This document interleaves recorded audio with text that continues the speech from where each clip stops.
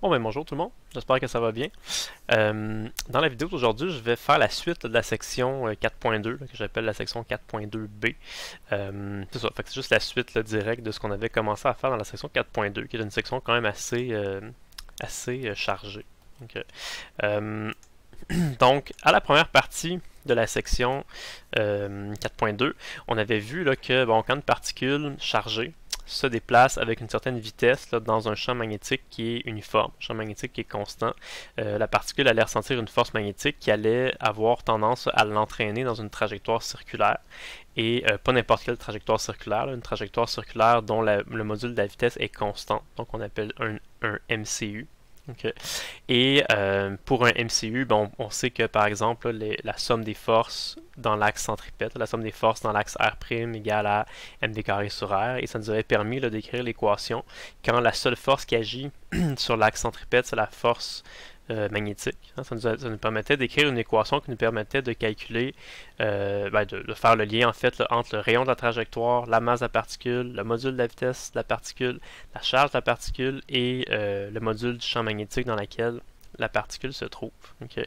Et fait qu'on pouvait calculer comme ça les rayons des trajectoires et on pouvait aussi calculer les périodes de rotation, donc ça allait prendre combien de temps pour que une particule effectue un tour complet. Et on s'était rendu compte que bon, là, il y avait une petite propriété intéressante ici, c'est que la période ne dépend pas ni de la vitesse ni du rayon de la trajectoire.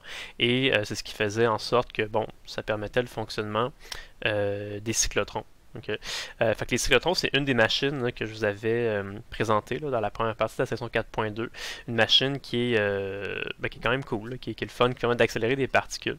Okay. C'est une machine qui, pour fonctionner, évidemment, elle a besoin des deux sortes de champs qu'on a vus. Elle a besoin du champ magnétique et du champ électrique. Le champ magnétique, c'était pour faire tourner les particules justement sur des trajectoires circulaires. Et le champ électrique, lui, était juste présent là, entre les deux demi-disque ici, et c'est le champ électrique qui était responsable en fait là, de vraiment accélérer puis de donner de la vitesse aux particules, parce que comme on l'avait vu, le champ magnétique lui peut pas changer le module de la vitesse d'une particule, il peut juste modifier sa direction. Okay. Mais bref, tout ça pour vous dire que le cyclotron c'était un exemple parmi tant d'autres. C'est pas la seule machine cool qui existe en électromagnétisme, mais c'était un exemple pour lequel vous aviez les deux forces qui vont agir là, sur la particule, la force électrique et la force magnétique. Okay. D'ailleurs, on pourrait dire que si vous avez à la fois une force électrique et une force magnétique qui agit sur une particule, on pourrait donc calculer la force totale, qui pourrait être une addition des deux forces ici. Il y a certaines personnes qui appellent ça la force de Lorentz. Okay. En tout cas, ce que je voulais vous dire, c'est que le cyclotron, oui, c'est un exemple où les deux forces là, électriques et magnétiques sont présentes là, dans le fonctionnement de la machine, mais leur influence est un peu séparée, si on pourrait dire. C'est-à-dire que la force magnétique, elle va vraiment juste servir à faire tourner la particule comme ça sur des trajectoires circulaires, et la force électrique, elle va juste servir à augmenter le module de la vitesse là, des particules. Okay. Fait que je sais pas que le cyclotron était pas intéressant, au contraire, là, personnellement je trouve ça très intéressant, mais en tout cas, je vais juste vous parler maintenant d'un autre appareil, d'une autre machine complètement différente, mais qui, elle, vous allez vraiment avoir une particule qui va être exposée là, en même temps à un champ électrique et à un champ magnétique. Okay.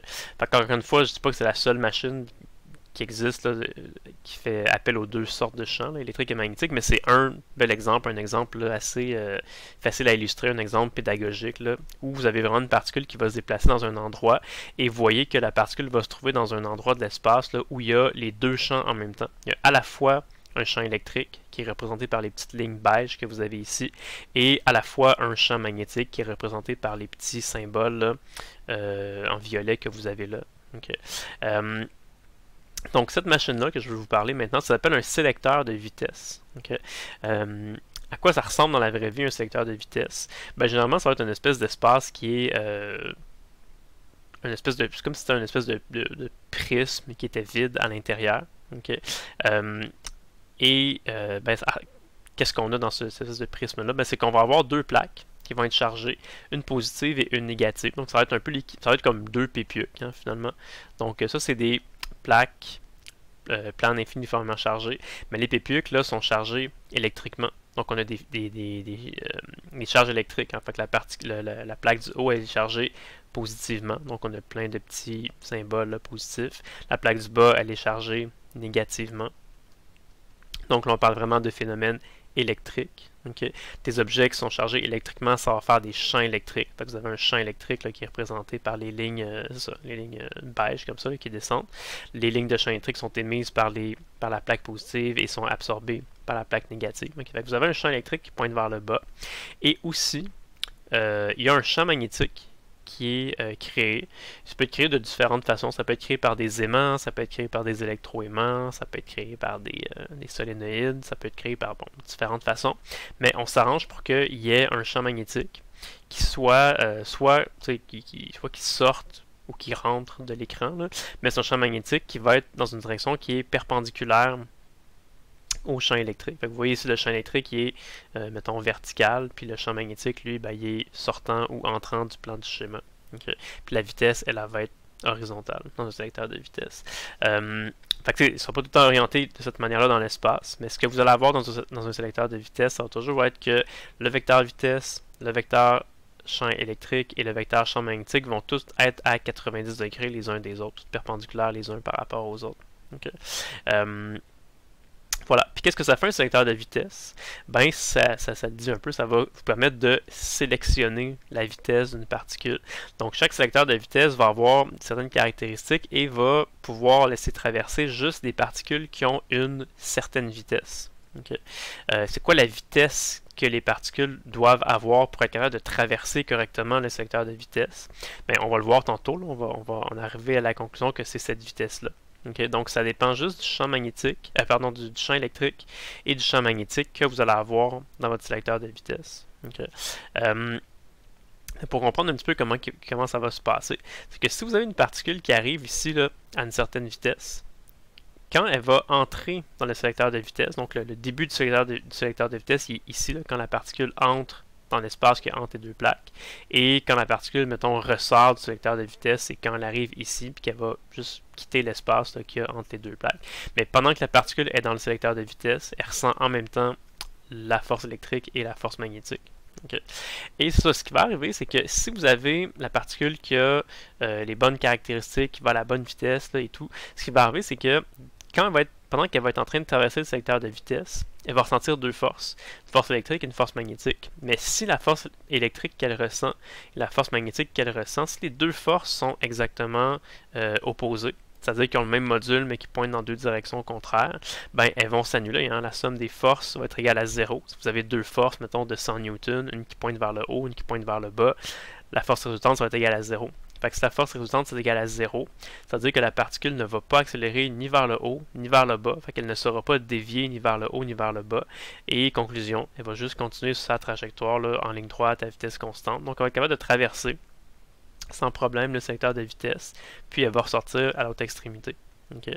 Par contre, si la particule n'a pas la bonne vitesse, si elle va trop vite ou trop lentement, on va regarder tantôt en détail qu'est-ce qui va se passer, mais je peux vous le dire tout de suite, en gros, c'est que la particule ne va pas être capable de traverser, elle va être déviée, soit vers le haut, soit vers le bas, donc elle irait entrer en collision soit avec la plaque du haut, soit avec la plaque du bas, mais bref, elle ne va pas être capable de traverser notre sélecteur de vitesse. Okay. Mais pour l'instant, concentrons-nous sur le fait que les deux forces doivent être égales et de direction opposée pour que ça fonctionne. Okay. La force électrique, on sait c'est quoi. On l'avait déjà vu là au chapitre 1, c'est Q fois E. Et la force magnétique, on est en train de parler de ça dans le chapitre 4, c'est Q multiplié par le produit vectoriel du vecteur vitesse et du vecteur champ magnétique. Okay. Fait que pour que ça fonctionne, évidemment, on va faire tantôt des trucs avec la règle de la main droite là, pour voir que faut s'arranger pour que les deux vecteurs pointent dans deux directions contraires. Ici, c'est le cas. Okay, parce que vous avez une particule ici qui est positive dans un champ électrique qui pointe vers le bas. Donc, elle va ressentir une force électrique vers le bas. Et si vous appliquez la règle de la main droite ici, là, vous prenez votre main droite, puis vous avez un vecteur vitesse qui pointe vers la droite, un champ magnétique qui entre dans l'écran, ça vous fait un pouce vers le haut. Donc, la particule ici va ressentir une force magnétique vers le haut. Donc, elle ressent deux forces dans deux directions opposées. Okay. Et là, on veut aussi que les deux modules soient égaux. Le module de la force électrique, c'est juste Q fois E. Donc, la valeur absolue de la charge électrique fois le module du vecteur E. Et le module de la force magnétique, on l'avait déjà vu, là, c'est valeur absolue de Q fois module de V, fois module de B, fois le sinus de l'angle qui est entre les deux. Okay. Dans un sélecteur de vitesse, comme je vous ai dit, les trois vecteurs, là, vitesse, champ électrique et champ magnétique, vont toujours être à 90 degrés l'un de l'autre. Okay. Et en particulier, si on regarde l'angle entre notre vecteur vitesse et le vecteur champ magnétique, l'angle entre les deux, c'est 90 degrés. Sin de 90 degrés, ça donne 1. Okay. Donc, on peut juste écrire QVB. Fait qu'il faut que QE soit égal à QVB. On peut annuler les deux Q de chaque côté. Il reste juste E est égal à VB. Puis si on isole V, c'est là que ça nous donne l'équation V est égal à E sur B. Okay. Donc, conclusion, c'est que quand vous avez un sélecteur de vitesse, si une particule chargée qui veut le traverser, elle doit avoir exactement la bonne vitesse pour être capable de traverser ce sélecteur de vitesse-là, et la bonne vitesse qu'elle doit avoir, c'est E sur B. Fait que dès que vous avez un sélecteur de vitesse qui a un certain champ électrique et un certain champ magnétique, on est tout de suite capable de calculer quand même assez rapidement c'est quoi la vitesse des particules qui vont être capables de traverser ce sélecteur de vitesse-là. Okay. Fait que je vous ai préparé quelques petites questions que je vais faire avec vous là, pour se familiariser avec le concept là, des sélecteurs de vitesse. Okay. Donc, imaginez que vous avez un sélecteur de vitesse comme ça. Et comme vous voyez, la plaque du bas est chargée positivement, la plaque du haut est chargée négativement. Donc, les lignes de champ électrique vont pointer vers le haut, cette fois-ci en des plaques positives, de la plaque positive vers la plaque négative. Vous voyez qu'il y a une particule chargée négativement qui a réussi à traverser le secteur de vitesse, sans être dévié ni vers le haut ni vers le bas. Et moi, je me demande comment est le champ magnétique dans le sélecteur de vitesse. En fait, il pointe dans quelle direction? Okay. Ben, il faut réfléchir un petit peu. Imaginez que votre particule négative est en train de traverser le secteur de vitesse. Okay. Qu'est-ce qu'elle ressent comme force? Ben là, il y a un champ électrique qui est vers le haut. Une particule négative dans un champ électrique vers le haut, ça ressent une force électrique vers le bas. Okay. On peut le raisonner comme ça. Là. Dans le fond, ce que je viens de faire, c'est que je me suis dit dans ma tête, là, la force électrique, c'est égal à la charge multipliée par le champ électrique. Fait que moi, en regardant mon dessin, j'ai vu que j'avais un champ électrique vers le haut. Mais si je place une particule négative dans un champ électrique qui pointe vers le haut, ça va faire une force électrique vers le bas. Okay. Fait que ça fonctionne avec cette équation-là qu'on a déjà vue. Mais, tu sais, plus simplement, on peut dire, mais regarde, c'est une particule négative. Fait que c'est sûr que la particule négative, elle va être attirée par la plaque positive et en même temps repoussée par la plaque négative, hein, à cause des propriétés des charges électriques. Fait qu'on pourrait tout de suite deviner quand même que sa force électrique va être vers le bas. Okay. Ce qu'on a dit tout à l'heure, c'est que si on veut que la particule traverse correctement le sélecteur de vitesse, il faut donc que, c'est sûr qu'on doit chercher une façon là, que cette particule-là ait une force magnétique vers le haut. Il faudrait aussi que la force magnétique soit égale là, à la force électrique là, en valeur absolue, en module. Okay. Donc la question, ça revient à dire ça. Ça revient à dire, si vous avez une particule négative qui se déplace vers la droite, dans quel sens doit pointer le champ magnétique pour que cette particule-là ait une force magnétique vers le haut? Okay. Dans le fond, le champ magnétique, on sait qu'il faut qu'il soit perpendiculaire là, à la vitesse puis au champ électrique. Fait que la vitesse est horizontale, le champ électrique est vertical. Fait que c'est sûr que le champ magnétique il va soit juste entrer ou sortir de l'écran. Okay. Donc, réfléchissez un petit peu. Qu'est-ce que vous devez avoir pour que la force magnétique soit vers le haut? Essayez qu'est-ce qui arrive si, mettons, le champ magnétique sort ou qu'est-ce qui arrive si ça rentre de l'écran. Et vous allez trouver que la réponse était il faut que ça rentre dans l'écran. Parce que si la force électrique entre, si le champ magnétique entre, non, je dis entre, s'il sort, faut que ça sorte. Okay. Si le champ magnétique sort de l'écran comme ça, ben, qu'est-ce qui arrive, c'est que, regardez votre particule. C'est une particule qui est chargée négativement. Elle a un vecteur vitesse vers la droite. Fait que si vous avez un vecteur avec votre main droite, là, si vous avez un vecteur vitesse qui pointe vers la droite avec du champ magnétique qui sort de l'écran, ça vous fait un pouce qui pointe vers le bas. Mais comme c'est une particule qui est négative, ça va inverser. Fait que si votre pouce pointe vers le bas, ben, c'est une particule négative, votre force magnétique, elle va être vers le haut. Okay. Donc, c'est ça la situation qu'on recherche. Une force magnétique vers le haut, une force électrique vers le bas. Les deux peuvent s'annuler et c'est ce qui permet à notre particule de traverser notre sélecteur de vitesse sans problème. Okay. Voilà, une autre question. Si vous avez une particule qui est positive, puis qui va vers la gauche, qui a réussi à traverser le secteur de vitesse en traversant comme ça vers la gauche, comment est le champ magnétique dans le sélecteur de vitesse? En fait, c'est un peu la même genre de question que tout à l'heure. Donc, on pourrait le raisonner, encore une fois, et on arrive à la conclusion qu'il faut que notre champ magnétique, il entre dans l'écran. Pourquoi? Parce que quand votre particule positive va être en train de traverser, là, avec une certaine vitesse, comme ça, vers la gauche, mais la particule positive, elle se fait attirer par la plaque négative, ou si vous voulez, repousser par la plaque positive. Donc, on va avoir une force électrique qui va être vers le haut comme ça. Okay? Donc, ça veut dire que pour que ça fonctionne, il faudrait que notre force magnétique soit créée vers le bas sur cette particule-là. Et fait qu'on peut essayer dans notre tête, là, on peut regarder qu'est-ce qui arrive si le champ magnétique sort ou entre. Là, puis on va se rendre compte qu'il faut que ça rentre dans l'écran parce qu'avec votre règle de la main droite, là, si vous avez un vecteur vitesse vers la gauche et un champ magnétique qui entre dans l'écran, ça va faire un pouce qui pointe vers le bas, donc une force magnétique qui pointe vers le bas. Puis c'est ça qu'on voulait obtenir là, pour que les deux forces puissent s'annuler. Okay. Une autre question maintenant. Si je vous dis, vous avez une particule qui a une charge négative, puis vous voyez qu'elle a été lancée là, vers la gauche avec une certaine vitesse, elle a donc réussi à traverser correctement le secteur de vitesse sans être déviée. Okay. Tout à l'heure, je vous demandais de me dire dans quelle direction le champ magnétique allait être. Là, je vous pose la question un peu différemment. Je vous le donne déjà, le champ magnétique. Fait que je te dis, là, vous avez un champ magnétique qui sort de l'écran. Okay. Comment les deux pupiques sont-elles chargées? Fait que laquelle est chargée positivement, laquelle est chargée négativement? Okay. Ben, commençons d'abord par écrire dans quel sens va se trouver la force magnétique sur notre particule ici. Quand vous avez votre particule négative là, qui est en train de traverser votre sélecteur de vitesse, ben, si vous prenez votre règle à main droite, là, fait que si vous faites là, pointez vos doigts vers la gauche, le champ magnétique, là, on voit qu'il sort de l'écran. Fait que ça vous fait un pouce qui pointe vers le haut. Mais comme c'est une particule négative, hein, on va inverser. Fait que la force magnétique, elle va pointer vers le bas.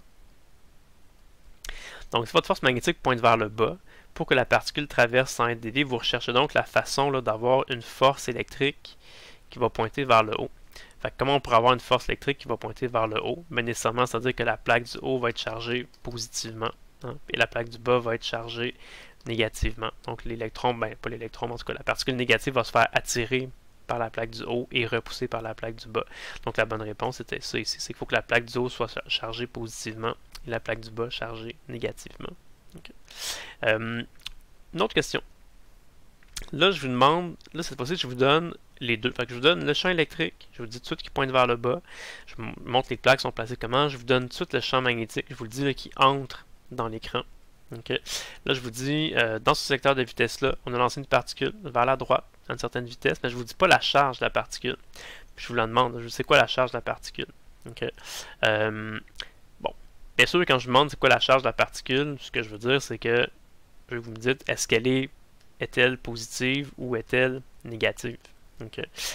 C'est sûr que par contre, bon, c'est quand même drôle de vous le mentionner, mais c'est sûr que si la charge de la particule est égale à 0, okay, par exemple, si c'était un neutron, ben, c'est sûr qu'une particule qui a une charge égale à 0, ça peut toujours traverser un sélecteur de vitesse sans aucun problème, parce que si vous avez une particule qui a une charge égale à 0, elle va toujours ressentir une force électrique qui est égale à 0.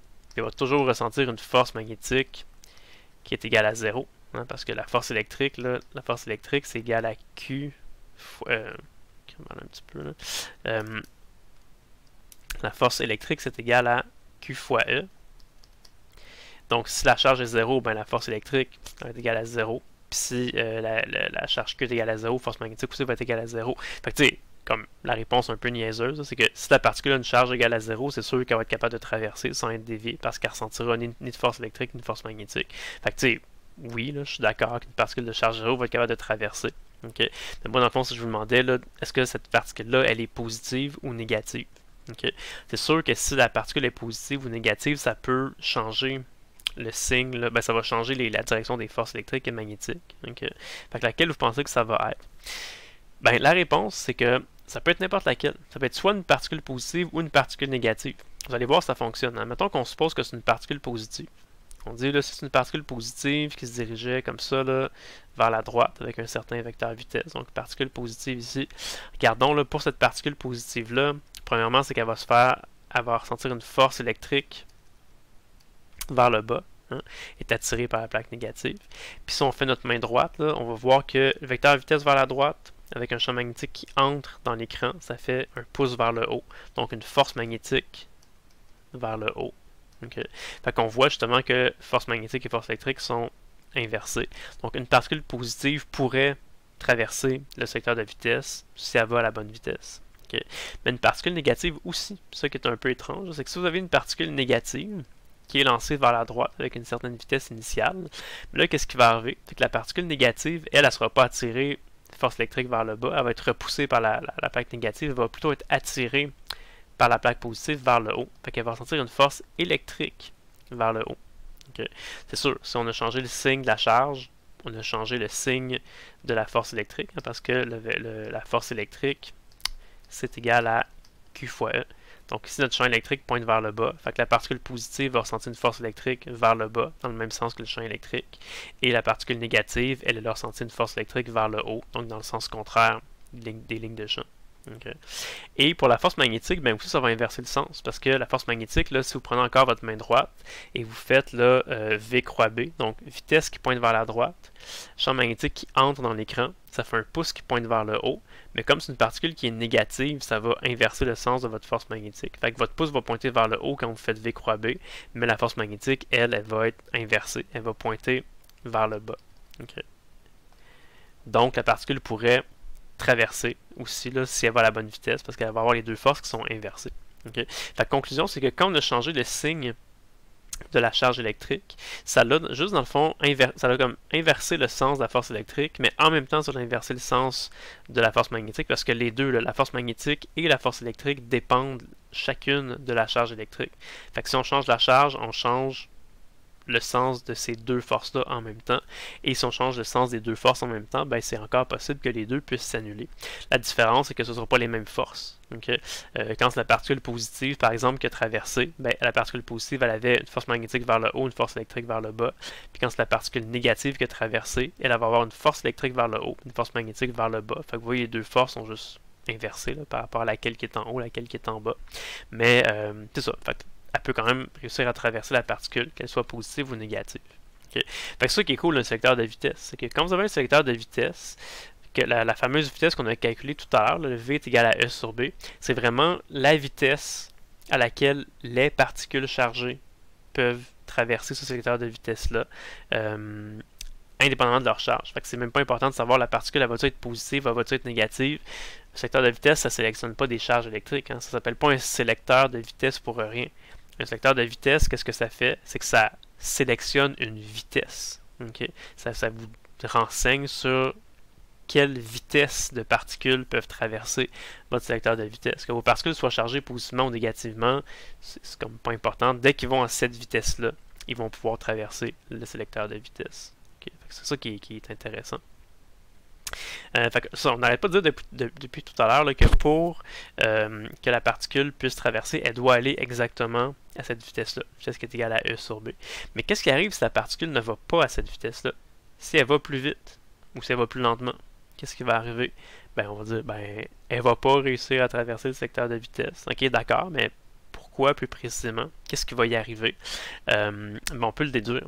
Okay. Dans le fond, la question que je vous pose ici, c'est que, imaginez que vous avez, dans un premier temps, là, un proton qui a réussi à traverser le sélecteur de vitesse quand il allait exactement à la bonne vitesse, là, à la vitesse E sur B. Okay. Mais qu'est-ce qui arrive à un proton qui arriverait trop vite? S'il arrive à une vitesse là, plus grande que E sur B, qu'est-ce qui va y arriver? Okay. On se doute qu'il ne va pas réussir à traverser le sélecteur de vitesse, mais pourquoi? Qu'est-ce qui va y arriver? Okay. Ben, quand votre particule va arriver ici, puis qu'elle va commencer là, à rentrer dans la zone où il y a le secteur de vitesse. Okay. Cette particule électrique, ben, cette particule-là va ressentir deux forces. Elle va probablement sentir une force électrique qui est vers le bas, hein, attirée par la plaque négative ou qui pointe dans le même sens que le champ électrique.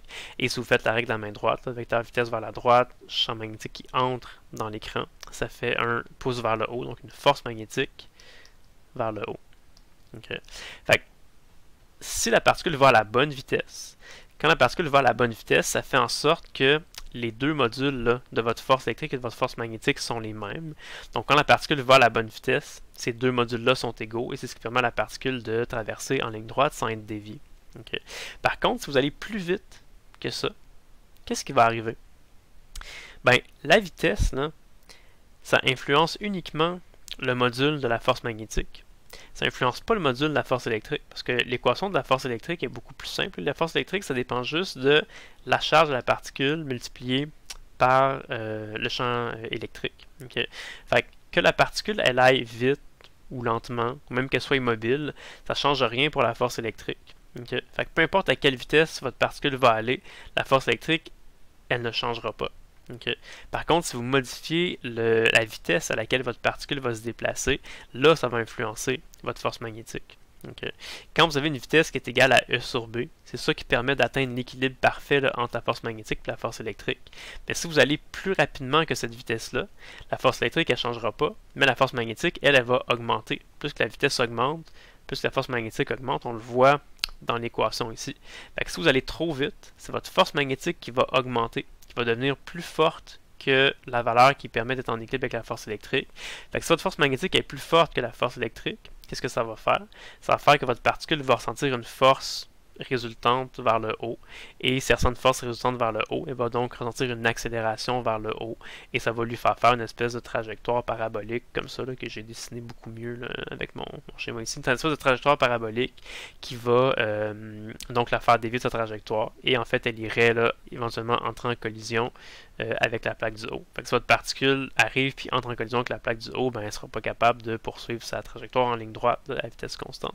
C'est ça qui arrive quand on dit qu'une particule ne va pas être capable de traverser le sélecteur de vitesse, c'est qu'elle va être déviée. Elle va aller frapper soit la plaque du haut, soit la plaque du bas. Puis là, vous avez sûrement deviné, qu'est-ce qui fait en sorte que la particule pourrait aller frapper la plaque du bas, c'est si elle va moins vite.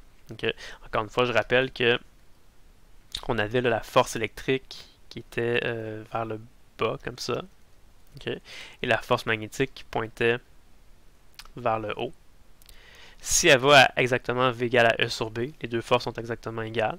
Mais si elle va plus lentement que ça, la force électrique, elle n'est pas affectée, mais la force magnétique, elle va diminuer. Fait que au lieu d'avoir une grosse force magnétique comme ça qui est égale à la force électrique, si vous avez une force magnétique qui pointe encore vers le haut, mais qui est plus petite, parce que la vitesse elle a été diminuée, là, ça vous fait une force résultante qui pointe vers le bas. Et à ce moment-là, ben, ça va faire une espèce de trajectoire parabolique qui va être ouverte vers le bas et ça va ressembler plus à quelque chose comme ça. Et votre particule va venir entrer en collision avec la plaque du bas, donc elle ne pourra pas traverser correctement votre sélecteur de vitesse. Okay. C'est un peu ça l'idée. Ça fait encore juste une fois vous montrer que pour que la particule traverse correctement le sélecteur de vitesse, elle doit avoir exactement cette vitesse-là. Si elle va un peu plus vite ou un peu plus lentement, ça ne marchera pas. La particule va être déviée, elle ne traversera pas correctement votre sélecteur de vitesse. Okay. Donc c'est ça. Fait que les secteurs de vitesse, en soi, c'est quand même quelque chose qui est cool. Puis c'est un bel exemple, comme je vous disais, d'une petite machine là, qui fait intervenir en même temps le champ électrique et le champ magnétique. Okay. Un secteur de vitesse, mettons juste tout seul, comme ça, ben ça sert pas à grand chose. Okay? À part de juste que ce soit cool, puis ça vous permet de sélectionner, puis de prédire à l'avance ça va être quoi la vitesse des particules qui vont réussir à sortir de votre secteur de vitesse. Mais ça, généralement, un secteur de vitesse, c'est pas utilisé tout seul en soi. C'est utilisé en combinaison avec une autre partie, là, d'autres appareils.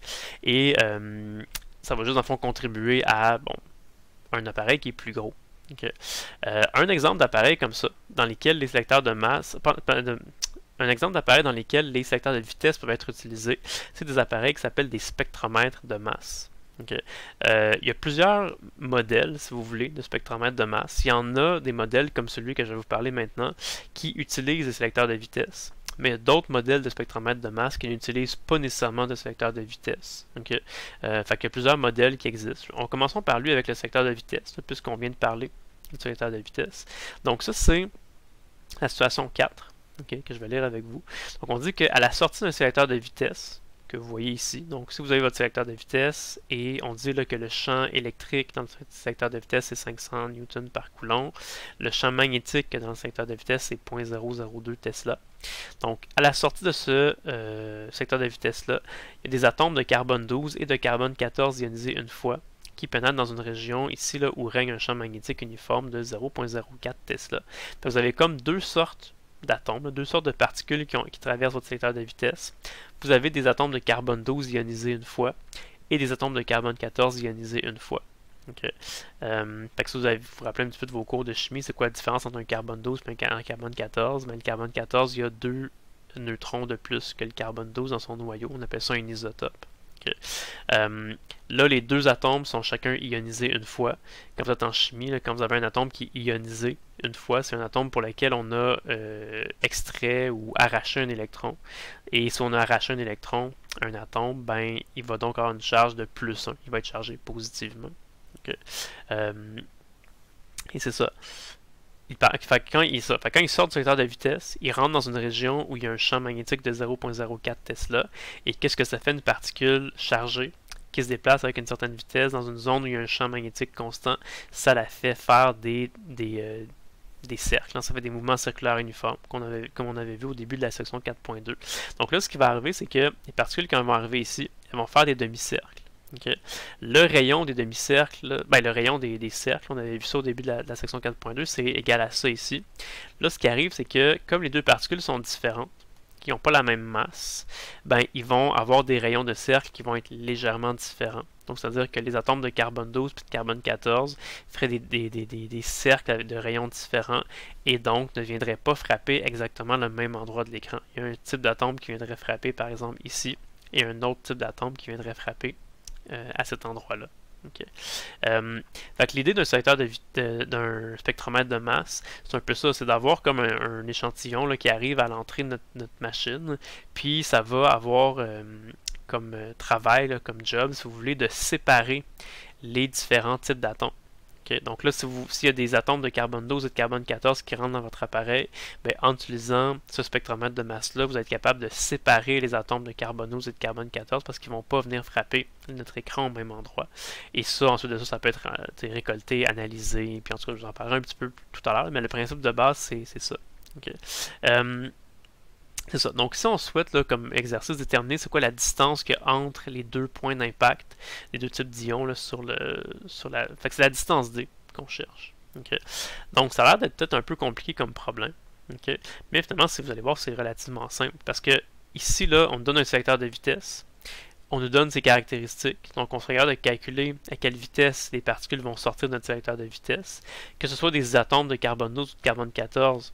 On s'en fout, là, ils ont traversé un secteur de vitesse. Fait qu'on sait qu'ils devaient avoir exactement la vitesse, la bonne vitesse nécessaire. Fait qu'on sait tout de suite que quand ils vont sortir de la région aussi, les carbone 12 ou les carbone 14, les deux vont avoir exactement cette vitesse-là. On peut calculer avec cette formule-là. Et ben, arrivé ici, qu'est-ce qu'on fait? On se retrouve juste avec des particules qui vont se mettre à tourner autour des lignes de champ magnétique. Et on avait déjà dit au début de la saison 4.2 que la formule qui décrivait les rayons, c'était ça ici. M fois V sur QB. Okay. La seule chose qui change entre les atomes de carbone 12 et le carbone 14 dans cette situation-là, c'est leur masse. Okay. Ils vont avoir exactement la même vitesse, les carbone 12 et les carbone 14, parce qu'ils sortent du secteur de vitesse. Fait qu'on sait qu'ils ont nécessairement réussi à le traverser, donc ils avaient la bonne vitesse. Fait que c'est ça, les deux ont la même vitesse. Les deux ont la même charge. Les deux, on dit que ce sont des atomes qui sont ionisés une fois. Donc les deux ont une charge de plus 1 fois E. Et les deux sont dans la même région. Donc les deux sont soumises là, exactement au même champ magnétique. Donc le champ magnétique est pareil. Fait que la seule chose qui va changer, c'est la masse. Okay? Ici, on vous dit qu'il y a un atome de carbone quelque chose. Ça a une masse qui est égale à quelque chose fois la masse du proton. Fait qu'un carbone 12, ça a une masse de 12 fois la masse du proton. Un carbone 14, ça a une masse égale à 14 fois la masse du proton. Fait que c'est ça, le carbone 14 a une masse un petit peu plus grande que la masse du carbone 12. Donc il va avoir un rayon un petit peu plus grand. Fait que sur le schéma ici, là, les carbone 14 vont aller ici. Ça va être les carbone 14. Et les carbone 12 vont tout aller frapper l'écran à cet endroit-là. Okay. Et après ça, ce qu'il faut réaliser, c'est que ben, si on cherche la distance qu'il y a ici, cette distance-là, des fois, il y a des gens qui se font avoir. C'est pas la distance entre les deux rayons du cercle. Hein, c'est la distance qu'il y a entre les deux diamètres du cercle. Donc, il faudrait calculer comme le diamètre du grand cercle moins le diamètre du petit cercle. Et là, ça nous donnerait la distance D qu'on cherche ici. Okay, donc, c'est juste ça qu'il faut faire attention. Donc, je viens de vous expliquer tout ce qu'il y a à savoir pour résoudre le problème, des notions conceptuelles pour le résoudre. Mais si ça vous intéresse, il y a les calculs exacts là, qui sont faits dans la situation 4. Mais en gros, c'est ça. Fait que vous voyez, on commence par calculer la vitesse à laquelle les particules doivent traverser le secteur de vitesse. Et ça nous dit la vitesse que les particules ont quand elles se trouvent là. Et là, une fois qu'on connaît la vitesse, on a toutes les autres caractéristiques, fait qu'on peut calculer directement c'est quoi le rayon de la trajectoire des atomes de carbone 12. Et ça donne ça ici. Après ça, on peut calculer exactement avec cette même formule-là la trajectoire, le rayon de la trajectoire des atomes de carbone 14. Fait que vous voyez, là, les carbone 14 ont une trajectoire avec un rayon un petit peu plus grand que celle du carbone 12. C'est ce qu'on avait dit tout à l'heure aussi. Okay. Puis après ça, juste calculer correctement là, la distance D. La distance D, comme on avait dit, c'était la distance des deux diamètres de nos cercles. Le diamètre, c'est 2 fois le rayon. Fait que vous voyez, là, on a fait comme 2 fois le rayon du grand cercle, moins 2 fois le rayon du petit cercle. Et on a calculé, et voilà, ça nous donne la distance D qu'on va avoir entre nos deux points d'impact sur notre écran. Okay. Fait que lui que je viens de vous expliquer, c'est la situation 4 dans votre livre là, de Physique XXI, la section 4.2. Ça, c'est un exemple de spectromètre de masse qui utilise un sélecteur de vitesse. Okay. Ce que je voulais vous dire, c'est qu'il existe quand même plusieurs modèles, là, plusieurs sortes différentes de spectromètres de masse. Et il y a des modèles qui ne fonctionnent, qui n'utilisent pas du tout de sélecteur de vitesse, mais qui utilisent plutôt deux plaques comme ça, qui vont être chargées et placées sous un certain potentiel pour faire accélérer les particules avant de les faire entrer dans la zone là, où elles vont juste se mettre à tourner. Okay. Donc la différence ici, c'est que les particules, on les part du repos. C'est un peu ce qui est expliqué ici. Donc, on reprend la situation 4, donc la même situation qu'on vient de faire, encore avec les atomes de carbone 12 et de carbone 14. Mais cette fois-ci, on remplace le secteur de vitesse par une pile de 1200 volts reliée à deux plaques parallèles dont on se sert pour accélérer les ions. On dit que les ions sont déposés avec une vitesse négligeable près de la plaque positive. Fait que c'est comme si ici, au départ, vos ions chargés positivement, ils ont une vitesse qui est à peu près égale à 0. Okay. Ils se font accélérer par la différence de potentiel qu'il y a entre les deux plaques. Et donc, là, quand ils vont arriver dans la région, quand ils vont entrer dans la zone ici, là, avant de se mettre à tourner, elles vont avoir une certaine vitesse qu'on va être capable de calculer. Vous allez voir dans quelques instants. Et c'est ça. Bon, fait qu'ils vont accélérer, ils vont acquérir une certaine vitesse et ils vont entrer ici. Puis là, à cause d'une certaine vitesse, dans une zone où il y a un champ magnétique, ils vont se mettre à tourner avec un certain rayon. Okay. Fait algébriquement, là, comment on fait pour savoir c'est quoi la vitesse que notre particule va avoir là, quand elle va juste sortir là, de l'espace entre les deux plaques ici puis qu'elle va rentrer dans la prochaine zone. Okay. Ben, on peut le faire, on peut raisonner en termes de conservation d'énergie. Vous allez voir, c'est relativement simple parce que ici, on avait une particule qui était immobile, fait qu'elle n'avait pas d'énergie cinétique, elle avait juste de l'énergie potentielle électrique. Puis là, après ça, la particule, ce qu'elle va faire, c'est qu'on le voit ici juste par les forces, elle va se faire repousser par la plaque positive en même temps qu'elle va se faire attirer par la plaque négative. Donc, elle va ressentir une certaine force vers la droite, ce qui va lui permettre d'accélérer, d'aller de plus en plus vite vers la droite. Okay. Mais ça, trouver quelle vitesse ça va avoir, c'est très simple parce qu'on le fait par énergie. On dit là, quand la particule va passer de là à là, donc position initiale à la position finale, la particule va perdre du potentiel. Okay. Elle va perdre de l'énergie potentielle électrique. Okay. Et cette énergie potentielle électrique-là, bon, c'est Q fois delta V. Okay. Et comme la particule était au repos au début, on sait tout de suite que toute l'énergie potentielle que la particule va perdre en se déplaçant vers la droite, c'est toute de l'énergie qui va se convertir en énergie cinétique. Okay. Donc l'énergie cinétique que la particule va avoir quand elle est là, c'est juste égal à la variation d'énergie potentielle électrique que la particule a subie entre la plaque de gauche et la plaque de droite. Fait que c'est delta U. Delta U, c'est Q fois delta V. Okay. Et on a une équation algébrique. Il nous reste juste à isoler V là-dedans. Donc, on fait x2 divisé par M, la racine carrée de chaque côté. Donc, la vitesse que les particules vont avoir quand elles vont quitter l'espace entre les deux plaques, ça va être égal à ça ici. Ça, c'est algébriquement. Okay. Fait que ça dépend de la charge des particules, ça dépend du delta V, puisque le delta V est grand, plus que les particules vont aller vite, hein, c'est normal. Et c'est inversement proportionnel là, à la racine carrée de la masse. Okay. Mais une fois qu'on sait ça, okay, c'est pratiquement la même chose que tout à l'heure. C'est que tout à l'heure, on avait dit, dans ce modèle-là, on dit les particules, quand elles arrivent ici, traversent un sélecteur de vitesse. Ça nous avait permis facilement de calculer quelle vitesse elles vont avoir quand elles arrivent là. Mais après ça, pour la deuxième partie, là, quand elles rentrent dans la partie où elles vont juste se mettre à tourner comme ça, autour des lignes de champ magnétique, on va calculer le rayon de cette manière-là, en utilisant la petite équation, le NV divisé par QB. Okay. La différence, c'est que dans le modèle ici où on a le sélecteur de vitesse, la vitesse qu'on a quand les particules arrivent là, c'est une vitesse qui est égale pour tout le monde. Toutes les particules ont exactement la même vitesse. Okay. Alors que dans le modèle ici avec les plaques qui accélèrent, ben, quand les particules arrivent ici, elles n'ont pas toutes la même vitesse. Elles ont une vitesse qui est égale à ça. Fait que ça dépend de leur charge, du delta V, puis de leur masse. Okay. Dans le cas que nous dans le cas qui nous intéresse, là, les atomes les ions de carbone 12 et de carbone 14, les deux sont ionisés, ionisés une fois. Fait que les deux ont la même charge, qui est une charge de plus 1 fois la fois élémentaire, la charge élémentaire. Les deux particules ont été accélérées par les mêmes deux plaques, là, donc on subit la même différence de potentiel. Fait que Q c'est pareil, delta V c'est pareil, juste la masse qui va changer encore une fois parce que des atomes de carbone 12 et de carbone 14, ben ça n'a pas la même masse. Les atomes de carbone 14 sont un petit peu plus massifs. Okay. Fait que c'est ça. Fait que la vitesse va changer. Mais après, une fois que les particules arrivent ici et qu'on connaît leur vitesse, on sait qu'ils vont faire une trajectoire circulaire dont le rayon va être égal à ça. Fait que finalement, il faut juste remplacer la vitesse ici dans cette équation-là pour avoir une équation qui est un peu générale là, du rayon de la trajectoire que vont avoir nos particules. C'est exactement ça qui a été fait dans la solution de la situation 5. Vous voyez, on a comme commencé par résoudre la vitesse.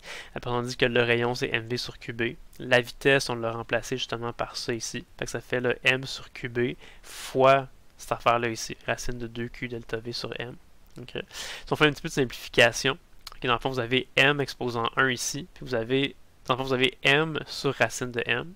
M sur racine de m, ça donne juste racine de m au numérateur qu'on a rentré dans la racine. Okay. Et ici, vous avez un peu le contraire pour les charges. Ici, vous avez comme l'équivalent de racine de q au numérateur. Ici, vous avez q en bas. Fait que racine de q sur q, ça donne juste 1 sur racine de q qu'on a écrit à l'intérieur de la racine carrée pour comprimer un peu tout ça. Et fait que ça donne. Fait que ça nous dit que le rayon de la trajectoire d'une particule, quand il va arriver ici, là, ça va être égal à ça ici. Une demi fois le champ magnétique, fois racine de 2 fois sa masse, fois delta V sur Q. Okay. Et ça, c'est tous des termes constants, sauf la masse. C'est dans le fond le champ magnétique qu'il y a là, on sait c'est quoi, c'est 0.04 Tesla. Ça va être pareil pour les deux sortes de particules. Les deux sortes de particules, carbone 12 et carbone 14, les deux ont la même charge. Les deux ont été accélérés par exactement la même différence de potentiel. Donc encore une fois, la seule chose qui va changer, c'est la masse de nos deux particules. Okay. Mais ces masses, on les connaît. On sait que carbone 12, c'est 2 fois la masse du proton. Puis carbone 14, c'est 14 fois la masse du proton. Donc on a juste à calculer ça. Okay? Fait qu'on peut calculer le rayon de la trajectoire des atomes de carbone 12. On remplace tous les chiffres. Là, ça donne ça ici. Et on pourrait faire la même chose là, pour les atomes de carbone 14. Ça donnerait un chiffre un petit peu plus gros. Hein, parce qu'on s'en doutait. Si quand la masse est plus grande, le rayon de la trajectoire il est plus grand aussi. Okay. Donc, une fois qu'on a calculé les chiffres, après ça, on fait le même calcul que tout à l'heure. On veut encore une fois calculer la différence, l'espace qu'il y a entre les deux points d'impact, donc la distance D. Et on fait là, la circonférence du gros cercle, moi la circonférence du petit cercle. On calcule. Et voilà, ça nous donne la réponse. Okay. Fait que c'est ça, c'est les deux sortes de spectromètres de masse les plus communs, les plus répandus. Donc lui qui utilise un sélecteur de vitesse et l'autre qui utilise plutôt là, des plaques pour accélérer des particules à partir du repos. Okay. C'est ça, fait que les secteurs les spectromètres de masse, à quoi ça sert? Je vous l'ai dit un petit peu, ça sert là, à, par exemple, avoir un échantillon et à le diviser en ses différentes composantes. Okay? Donc, à quoi ça sert ça dans la vraie vie? C'est pour faire des études, par exemple, de molécules. Peut-être plus des choses que vous allez voir en chimie là, un jour, c'est que si vous avez par exemple une molécule, puis mettons une molécule qui est inconnue ou une molécule qui est créée, mettons, dans un processus quelconque, puis vous voulez essayer de deviner de quelle molécule il s'agit, ben, une chose que vous pouvez faire, c'est que si vous arrivez à briser ou à fragmenter votre molécule inconnue, puis que vous la faites passer dans un spectromètre de masse, dans le fond, ça va comme diviser la particule en... Ben, si vous arrivez à envoyer juste comme des fragments, ou même carrément des atomes là, qui constituent votre molécule, ben, chaque atome, comme il y a une masse différente, une charge différente, tout ça, il va aller frapper l'écran à différents endroits. Et quand on est vraiment habitué à travailler dans ce domaine-là, là, on est capable de regarder c'est quoi les différents points d'impact et c'est quoi les rapports qu'il y a entre les différents points d'impact. Ce rayon-là, il est combien de fois plus petit que celui-là. Et ça nous permet de trouver des indices par rapport à la composition de la molécule qui nous intéresse. On va dire, ah oui, c'est sûr que c'est une molécule, mettons, qui va avoir des atomes. Il va y avoir certains atomes qui vont être, mettons, je sais pas, 5 fois plus massifs que les autres. Ah oui, c'est probablement, je sais pas, un oxygène, puis l'autre, ça va être un carbone, ou peu importe. Là. Donc, ça nous permet un peu de trouver la composition des molécules. Puis ce qui arrive aussi, c'est que, tu sais, mettons, une molécule ne contient pas toujours exactement le même nombre de chaque atome. Ça se peut qu'une molécule contienne un plus grand nombre de tels atomes, puis moins de d'autres atomes. Okay. Par exemple, la molécule, je sais pas, là, H2O. Ben, H2O, ça contient pas autant d'hydrogène que d'oxygène. Ça contient 2 fois plus d'hydrogène que d'oxygène. Okay. Fait que ce qui arrive, c'est que quand les atomes arrivent ici, premièrement, ils vont aller frapper à des points d'impact différents, mais ça se peut qu'il y ait, mettons, plus d'atomes qui viennent frapper à ce point-là qu'à ce point-là. Fait en regardant ça aussi, quand on fait une analyse là, plus de chimie, là, on regarde non seulement à quelle position on a eu des pics, là, des faisceaux de particules qui sont venus frapper, mais aussi on regarde l'intensité. Okay? Plus que l'intensité d'un pic est grande, plus que ça signifie qu'il y a eu un grand nombre d'atomes qui sont venus frapper à cet endroit-là. Fait qu'en analysant tout ça, c'est assez difficile, c'est vraiment pas simple de faire ça, mais avec un peu de patience, puis quand on réfléchit, puis qu'on trouve des espèces de trucs là, pour aller plus vite éventuellement, mais en regardant quelque chose comme ça, un chimiste professionnel là, pourrait dire ah oui, ok, bon, ça correspond à telle molécule, là, il y a tant de proportions de plus de tel atome. En tout cas, ça, là, comme un chimiste regarde ça, puis est probablement capable de dire que ah oui, ça, là, c'est le spectre de cette molécule-là. Okay. De l'ester méthylique, de l'acide abésique, une molécule que je connais même pas vraiment. Là, ça fait longtemps que j'ai fait des cours de chimie, mais c'est ça. Okay. Donc c'est ça un peu l'utilité des spectromètres de masse. Fait que c'est le fun de comprendre au niveau physique comment ça fonctionne avec les champs magnétiques, les champs électriques et tout, et de comprendre un peu leur utilité. Fait que ça, c'est une des utilités possibles, permettre d'identifier des molécules, puis de deviner c'est quoi la structure là, atomique, structure moléculaire, pardon, d'une certaine molécule. Donc, voilà, donc ça fait le tour là, de la section 4.2. Donc là, on a vu la deuxième partie. Donc là, on a vraiment terminé la section 4.2. Il n'y aura pas une troisième partie. C'était partie 1, partie 2. Donc les prochaines vidéos, ça va être la suite là, de la matière dans les prochaines sections là, du chapitre 4. Donc voilà, bonne journée et à la prochaine.